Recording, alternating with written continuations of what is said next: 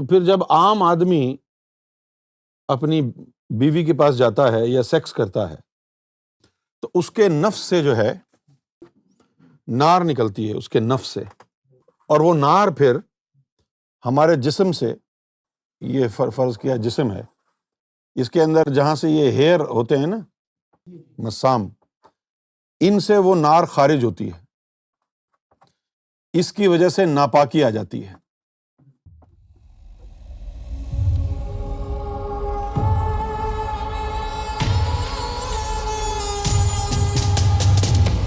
شیخ عبد الرؤف خان آسام، آپ سے سنا ہے کہ ایک دن نبی جی نے کسی صحابہ کو ناپاکی جنابت کے معاملے میں کہا کہ مومن کبھی ناپاک نہیں ہوتا۔ تو سوال عرض ہے کہ ہمیں کس مقام پہ آنے کے بعد پتہ چلے گا ہمیں وہ مقام حاصل ہو گیا ہے؟ مومن وہ ہوتا ہے نا جس کے دل میں اللہ کا نام، اللہ کا نور اتر جائے، دل کی دھڑکنیں اللہ اللہ میں لگ جائیں، وہ مومن ہوتا ہے۔ اچھا، اب اس کی مزید تشریح کریں گے۔ یہ مومن کی ابتدا ہے، ابھی بھی تو ناپاک ہے۔ مومن پاک کب ہوتا ہے؟ یہ لطیفہ قلب ہے اور یہ لطیفہ نفس ہے عام آدمی کا۔ اس کے اوپر جو ہے وہ دائمی شہوت ہوتی ہے اور اس کے اوپر وقتی۔ تو پھر جب عام آدمی اپنی بیوی کے پاس جاتا ہے یا سیکس کرتا ہے تو اس کے نفس سے جو ہے نار نکلتی ہے۔ کیا ہوتا ہے؟ نار نکلتی ہے اس کے نفس سے، اور وہ نار پھر ہمارے جسم سے، یہ فرض کیا جسم ہے، اس کے اندر جہاں سے یہ ہیئر ہوتے ہیں نا، ہمارے یہ بال ہیں مسام، ان سے وہ نار خارج ہوتی ہے، اس کی وجہ سے ناپاکی آ جاتی ہے۔ اس لیے پھر غسل کرنے کا حکم ہے، غسل جنابت۔ غسل جنابت میں پورا جسم جو ہے اس کا غسل ہوتا ہے، بال کی ایک ایک جڑ کو دھویا جاتا ہے۔ یہ حال عام آدمی کا بھی ہوتا ہے اور یہ حال ذاکر قلبی کا بھی ہوتا ہے۔ ذاکر قلبی کو تھوڑا سا فائدہ یہ ہو جاتا ہے کہ کیونکہ اس کے قلب سے نور نکل رہا ہے تو یہ نار کم نکلنا شروع ہوتی ہے، پھر یہ نار کم ہو جاتی ہے، لیکن نکلتی پھر بھی ہے۔ نفس، جب انسان کے رگ رگ میں اللہ کا نور چلا جائے اور نفس میں نار کے بجائے نور آ جائے، نسوں میں اللہ کا نور دوڑ رہا ہے اور لطیفہ نفس جو ہے اس کے اندر بھی اللہ کا نور ہے، اب ایسا بندہ جب سیکس کرے گا تو نور نکلے گا اس کے جسم سے، جب نور نکلے گا تو وہ ناپاک نہیں ہوگا۔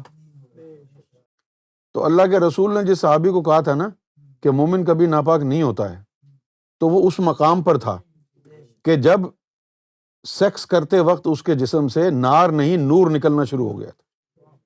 یہ کسی حال میں ناپاک ہوتا ہی نہیں، لیکن ایسا آخر میں جا کے ہوتا ہے، یہ اعلیٰ درجے کا جو مومن ہوتا ہے۔ ابھی ذاکر قلبی تو مومن کا پہلا درجہ ہے نا، یہاں پر نہیں ہوتا ہے۔ اچھا، اب یہ بات آپ کو سمجھ میں آ گئی ہے نا، تو لگے ہاتھوں اس کے اوپر تھوڑی سی اور گفتگو ہو جائے۔ لیکن بہت سے ایسے بھی ہوتے ہیں نا کہ بس خیالوں میں عورتوں کے بارے میں سوچ رہے ہیں۔ اب جب آپ سوچ رہے ہیں تو آپ کے نفس، لطیفہ نفس سے نار نکل رہی ہے اور آپ ناپاک ہو رہے ہیں۔ آپ کوئی سیکس نہ بھی کریں کیونکہ سوچنے کی وجہ سے وہ لطیفہ نفس کی شہوت ایکٹیویٹ ہو گئی، صرف سوچنے سے لطیفہ نفس کی جو یعنی شہوت ہے وہ ایکٹیویٹ ہو گئی ہے اور آپ کے جسم سے نار نکلنا شروع ہو گئی ہے، اور ان خیالوں کی وجہ سے ہی آپ پر غسل واجب ہو گیا۔ ایک حضور صلی اللہ علیہ وآلہ وسلم کے پاس ایک جو ہے وہ شخص آیا، کہنے لگا یا رسول اللہ صلی اللہ علیہ وسلم مجھ پر شہوت کا غلبہ ہے۔ آپ نے فرمایا تو کہاں سے آ رہا ہے؟ کہ جی میں بازار میں تھا تو وہاں سے عورتیں گزر رہی تھیں، ان عورتوں کو دیکھ کر مجھ پر شہوت سوار ہو گئی۔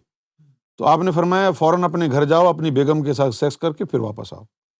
وہ گیا اور واپس آیا تو فرمایا کہ وہ جو خیالات تیرے تھے، مستقل نار نکل رہی تھی تیرے جسم سے، اب تو اپنی بیگم کے پاس سے ہو کے آ گیا ہے، اب وہ جتنا نکلنی تھی نکل گئی، اب تیرے ٹھنڈک میں آ گیا ہے، حالت سکون میں آ گیا ہے۔ لہٰذا یہ بیٹھے بیٹھے عورتوں کا خیال لانا، بھلے بیوی کا خیال کیوں نہ ہو، یہ نہیں ہے کہ بیوی آپ کی جو ہے وہ تو آپ کی ملکیت ہے، آپ کا نکاح ہو گیا ہے، وہ تو اس کے بارے میں سوچنا تو گناہ نہیں ہے۔ نہیں، بیوی کے بارے میں بھی اگر آپ اکیلے بیٹھ کے سوچ رہے ہیں، نار تو اس سے بھی نکلے گی، ہاں، نقصان تو اس سے بھی ہوگا، کیونکہ بیوی کے پاس جانے سے، یہ سیکشول ایکٹیویٹی کرنے سے بھی تو آپ ناپاک ہوتے ہی ہیں نا، تو سوچنے سے بھی اگر نار نکل رہی ہے تو بھی ناپاک ہو گئے۔ ان چیزوں کا یہاں پر خیال رکھنا پڑے گا۔ اسی لیے جو ہے کہا جاتا ہے بھائی گناہ سے بچنے کے لیے شادی کر لو۔ اب وہ گناہ سے بچنے کے لیے شادی کرنے کا مطلب یہی ہوتا ہے نا کہ بس اب شادی کر لی ہے تو جب آپ کا جی چاہے چلے جائیں بیگم کے پاس، اب سوچنے کی کیا ضرورت ہے؟ سوچنے سے تو پھر آدمی جو ہے وہ پیرالائزڈ ہو جاتا ہے، سوچے نہیں۔ روحانیت میں یہ چیز جو ہے وہ جائز نہیں ہے کہ بیگم کے بارے میں بھی آدمی سوچتا رہے۔ ابے سوچنا کیا ہے، جاؤ اور یعنی نہا دھو کے آ جاؤ، ختم ہو گئی بات۔